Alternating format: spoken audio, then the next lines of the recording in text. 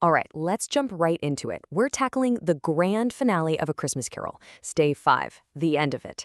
This is where everything pays off, and we're going to break down all the key quotes and themes you'll absolutely need to nail those GCE exams. So let's go. So the first thing we hear from the new Scrooge is this incredibly powerful declaration. I mean, wow. This isn't just him saying, okay, I get it now. This is his new mission statement, his personal vow. He's promising to carry the lessons of all three spirits with him, forever. It's like he's saying they're now a part of his very being, guiding every decision he makes from here on out. Okay, so here's how we're going to track Scrooge's big comeback. We'll start with that amazing moment he wakes up, follow his first acts of kindness with the turkey, see him make things right in public, then look at that huge moment with Bob Cratchit, and finally, see how he becomes a true second father. All right, Section 1, A Joyful Awakening. This is it, Christmas morning, and we're about to see a Scrooge who is basically a whole new person. It's nothing short of a rebirth. You can just feel the joy pouring off the page here, can't you? Dickens just hits us with this list of similes, one after another. It's a brilliant technique to show us just how ecstatic Scrooge is. I mean, think about it. Light as a feather, happy as an angel. This is the complete opposite of the man who is weighed down by chains and misery.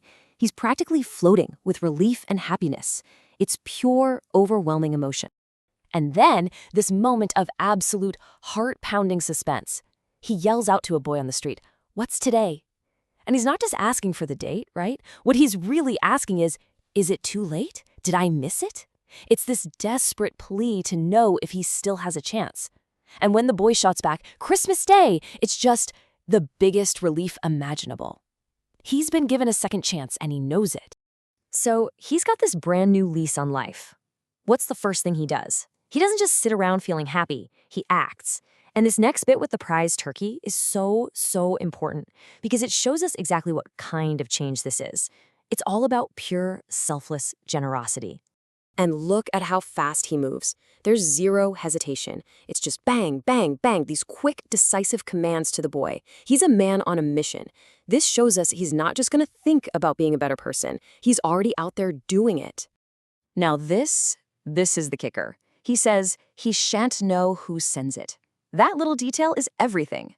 Why? Because it proves his change is real. The old Scrooge would have wanted his name plastered all over it, you know? But the new Scrooge, he gets his joy from the act of giving itself, not from the praise or the credit. It's a massive shift. Okay, so he's done his first good deed in private. Now it's time to go public. Scrooge steps outside to face the very society he spent years pushing away. And what a public return it is. He runs into the charity collectors he was so rude to before. But he doesn't just toss them a coin. No, he whispers a massive donation in the man's ear. And get this, he includes a great many back payments. That is so important. He's not just trying to be good from now on. He's actively trying to fix the past. That's what real redemption looks like. Oh man, this scene gets me every time. He shows up at his nephew Fred's house, the guy who represents everything Scrooge hated about Christmas. And look at how he says it. "Will you let me in, Fred?" He's so humble, almost nervous. He knows he doesn't deserve to be welcomed, but he's asking anyway. It's this beautiful moment of asking for forgiveness. And of course, Fred welcomes him with open arms. It's all about family and reconnection. All right, now for the big one, the real test. We're moving to the day after Christmas, and Scrooge is back in the office. This is where he has to face Bob Cratchit and totally redefine the relationship. And Dickens is just having a bit of fun with us here, isn't he? Scrooge puts on his old grumpy act, growling at poor Bob for being late. You can just imagine Bob's heart sinking into his shoes. For a second, we're all thinking, oh no, was it all a dream? It's such a great way to build up the tension. And then, bam, the big reveal. Just when Bob thinks he's about to be fired, Scrooge hits him with the complete opposite. "I am about to raise your salary." Can you even imagine the shock? But it's more than just a raise. He promises to assist your struggling family. In that one sentence, he goes from being a tyrant boss to a true guardian and friend. It's an incredible turnaround. So finally, let's talk about the long-term impact. Because this wasn't just some holiday fling with kindness, right? This was a permanent, life-altering change that completely rewrote Scrooge's legacy. And here is the ultimate proof, the ultimate reward for his transformation. To Tiny Tim, who did not die. Just let that sink in. His actions directly saved a life. But more than that, he became a second father. That's not about money. That's about love, care, and genuine human connection. It's the ultimate symbol of his redemption. So, if you're writing about redemption in your exam, and you probably will be, this is the key idea. Scrooge's redemption isn't just a feeling. It's not enough to say you're sorry. It's about action. It's about replacing all that greed and loneliness with real generosity, and by becoming part of a community again. That's what makes it complete. And the narrator drives this home for us at the end.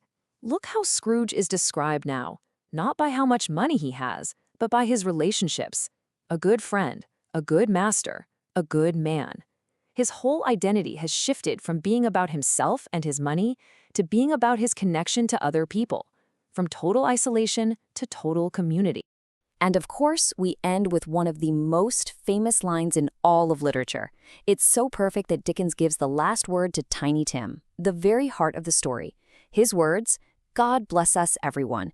Take this from being just Scrooge's story and turn it into a message for all of us, a universal hope for kindness and compassion everywhere. So what's the big takeaway here? Well, Dickens tells us Scrooge knew how to keep Christmas well. And what does that really mean? It's not just about decorations and parties for one day. It's about living with that spirit of generosity, of looking out for each other, every single day of the year.